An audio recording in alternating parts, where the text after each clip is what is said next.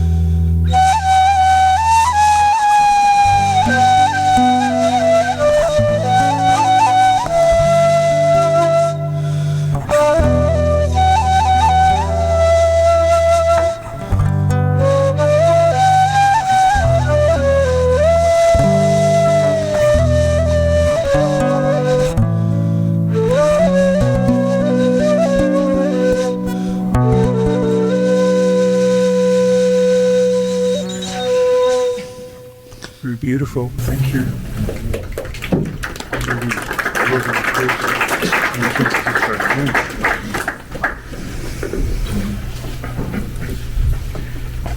Prophet Muhammad, peace be upon him, that is our context, that's the universe in which we find meaning.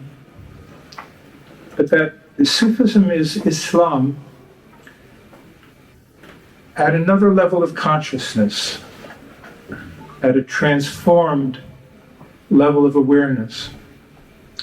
And this transformation, or this possibility, begins with something that we will call, I assume that all of us who are here tonight are interested in the cultivation of the soul as the center of our lives. Let me say a few words about Sufism.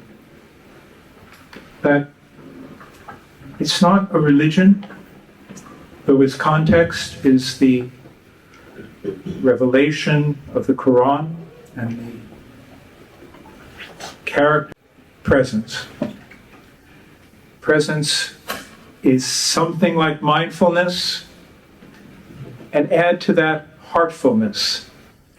30 or 40 years ago when I began in Sufism and began learning Sufism and writing about it, the concept of mindfulness was something new. It was new in our culture. Now it's quite commonplace. So mindfulness gives us a sense of what we mean by presence. We know what it's like to not be mindful, to be functioning like an automaton or a machine. But Sufism is a culture that cultivates human qualities through the awakening of presence, through the awakening of this higher consciousness. And it's a culture that developed in Sufi lodges that are called tekkes, zawiyas, dargahs, and so forth. And these were schools of continuous learning in which human beings were transformed through stages of what we call human maturity. So religion we're born into, and if we're fortunate, we may practice it and be sincere in it. But Sufism is an intentional choice. It's a path of transformation and human development.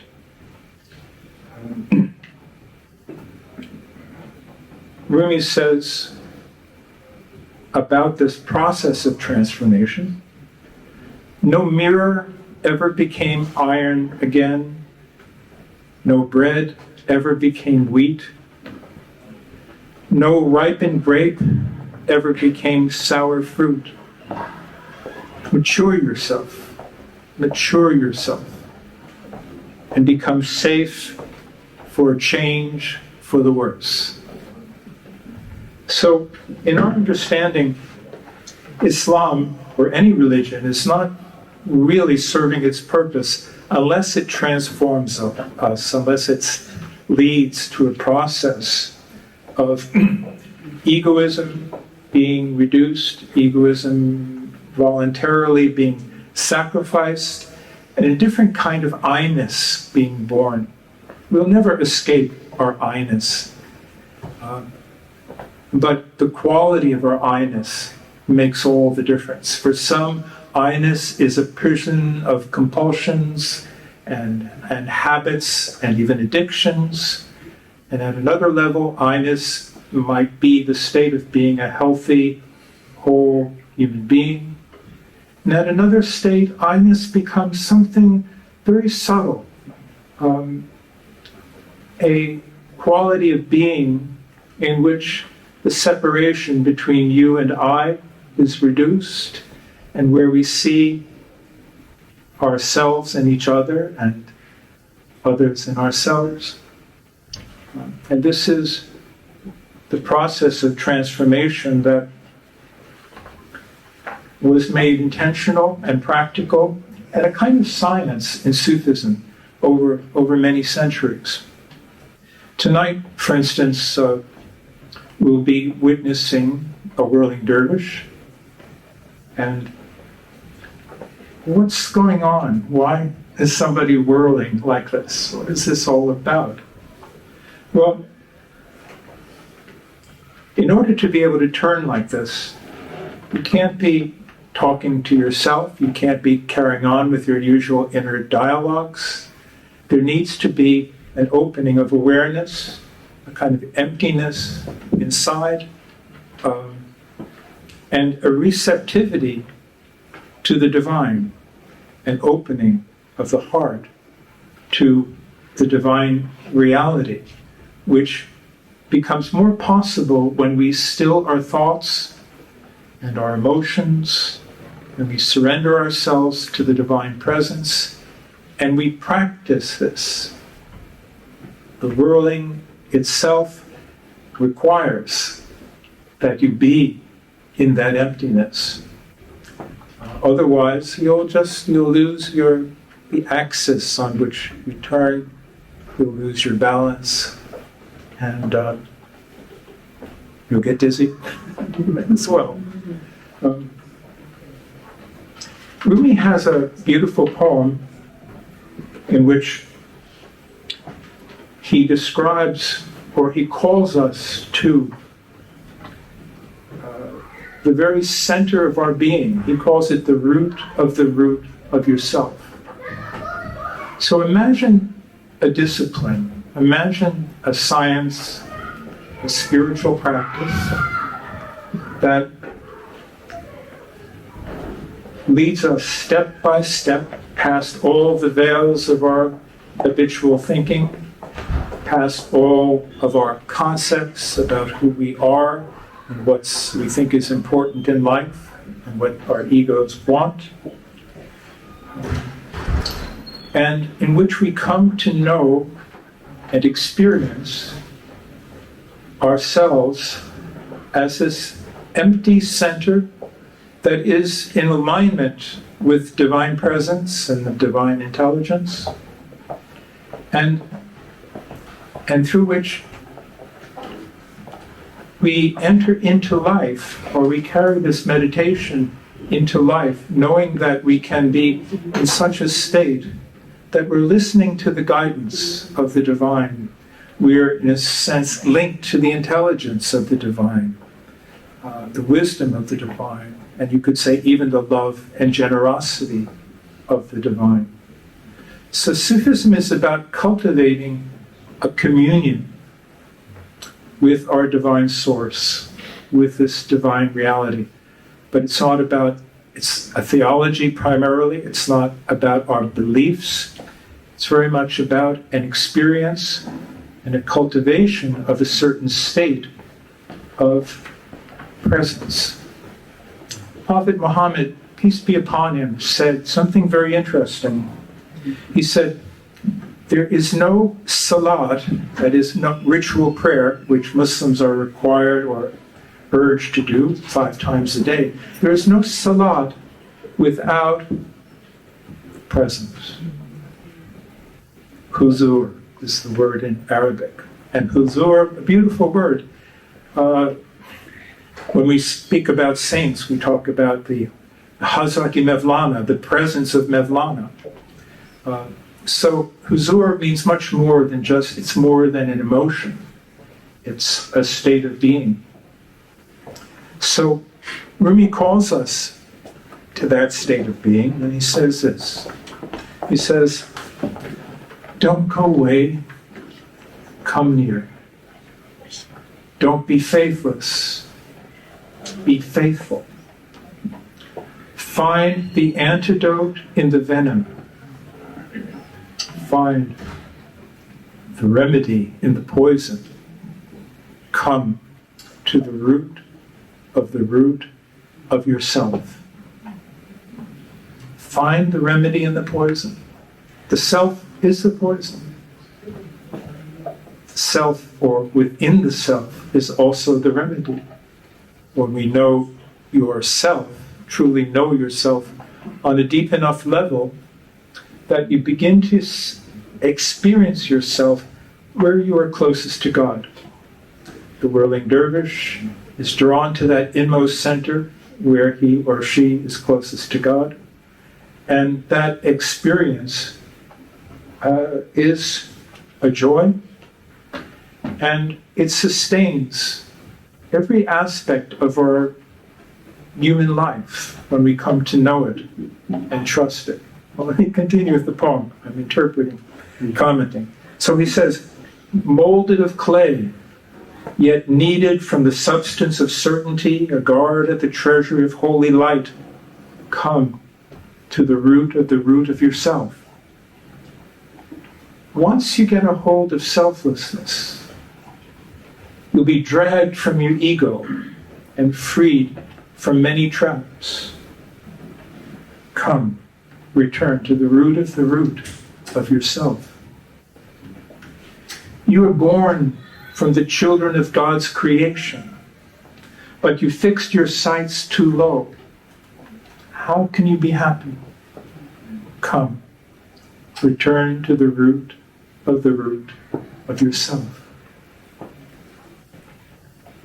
Although you are a talisman protecting a treasure, a talisman was like a magical seal put on a buried treasure. You are that talisman protecting it. But what is the treasure that this talisman is protecting? You are the talisman protecting a treasure, but you are also the mine from which rubies and diamonds and all of those valuable gems come. Open your hidden eyes.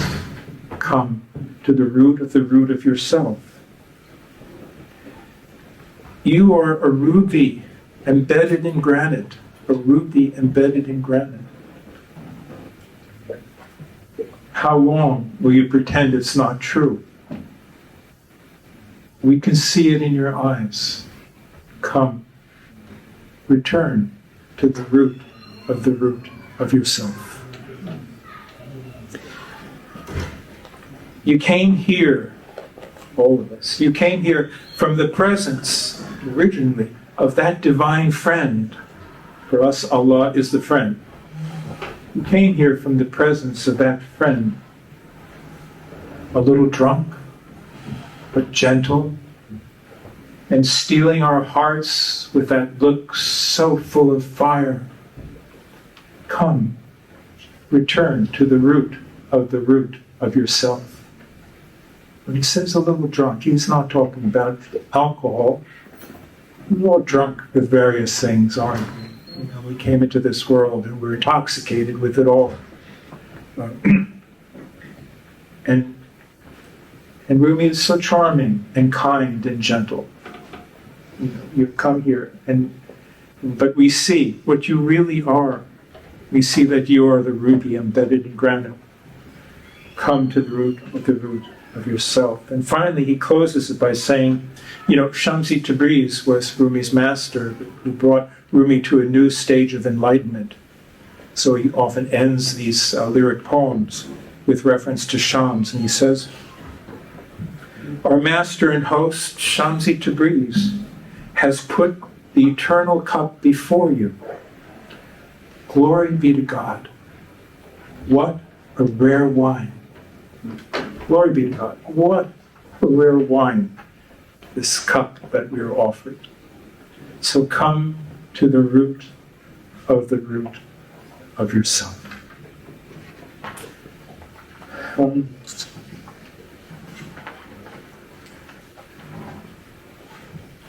You know, another great Sufi, I'm here with a lot of Turkish friends, so I decided tonight I would bring this book, a book that I translated. It's called The Drop That Became the Sea, Yunus Emre. And for us, Yunus Emre is as great as Rumi, conveying the same message, the same beautiful mercy of the divine, but in a very earthy, practical way. He was a shepherd with a very small vocabulary, but he used that vocabulary with such genius that his songs are still sung in dervish circles to this day, after 7 centuries.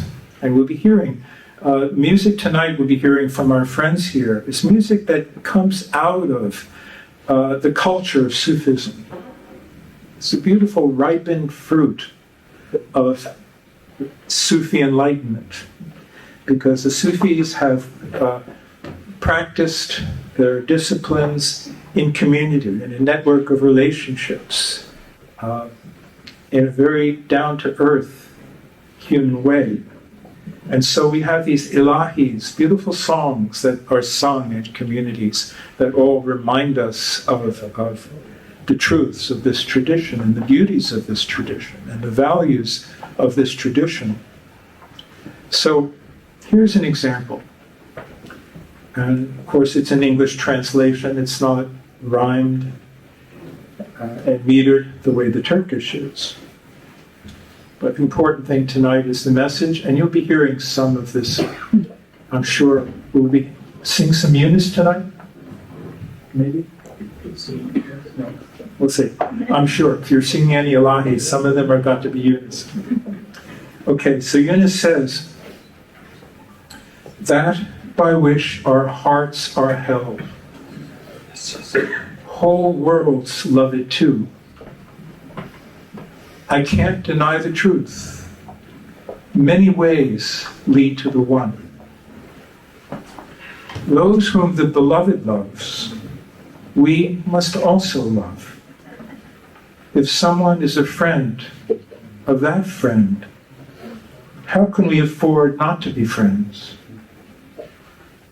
If you would be a lover, befriend the one who loves your friend.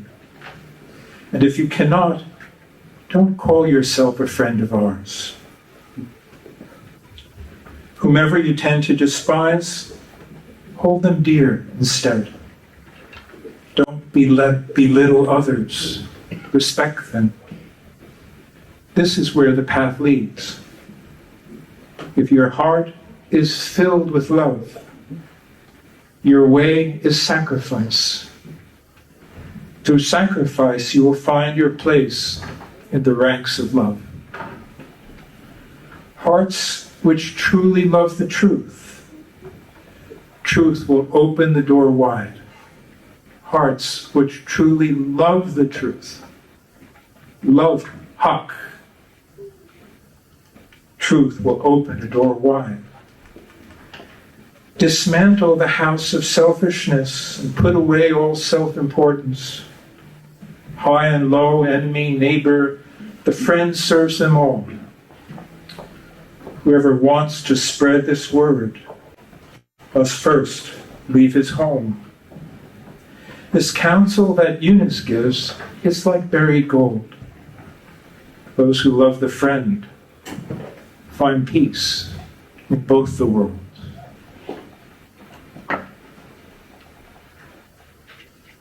I know time is closing in quickly. 20 minutes goes so fast. But I want to close with something that I think is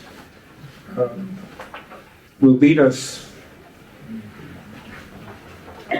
into the music we're about to hear. And this too is from Rumi, and it's an invitation from Rumi. So when he says, even if you're not a seeker, still stay with us. Keep searching with us. This is Rumi speaking. Even if you don't know how to play and sing, you'll become like us. With us, you'll start singing and dancing. Even if you are a billionaire like Karun, when you fall in love, you become a beggar. Though you are a sultan, you'll become a slave. One candle of this gathering is worth 100 candles. Its light is that great. Whether you are alive or dead, you'll come back to life with us. Take off your shoes and enter the garden. Start laughing with the whole of your body, like a rose, like us. Put on the sacred mantle for a moment and see the ones whose hearts are truly alive. Then throw out your fancy clothes and cover yourself with a cloak, like us. When a seed falls into the ground, it germinates, grows, and becomes a tree. If you understand these symbols, you'll follow us and fall to the ground like us. God's Shamsa Tabriz says to the rosebud of the heart, as the eye of the heart begins to see, you'll see what's truly worth seeing. So, thank you, and we invite you to experience tonight's music with your hearts. Listen with the ear of the heart, observe with the eye of the heart. Thank you all for being here with us.